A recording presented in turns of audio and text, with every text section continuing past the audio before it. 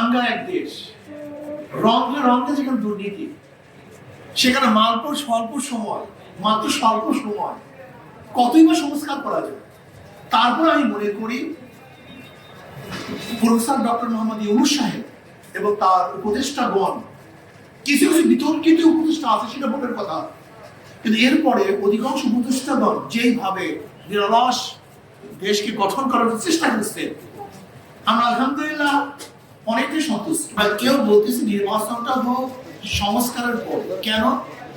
যদি সংস্কারের আগে নির্বাচন হয়, সেই নির্বাচন প্রস্তাবিত নির্বাচন হবে, ডাকাতি নির্বাচন হবে, আবার সেন্টার দখল নির্বাচন হবে।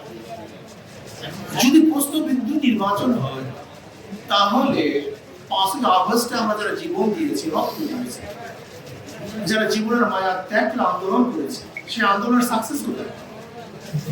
সেই আসল রেজাল্ট। এই যে নির্বাচনের পক্ষে আমরা সবাই, নির্বাচনের বিপক্ষে আমরা কেউ না, কিন্তু আমরা চাই সুস্থ সুন্দর পরিবেশের নির্বাচন, যে নির্বাচন গ্রহণযোগ্য।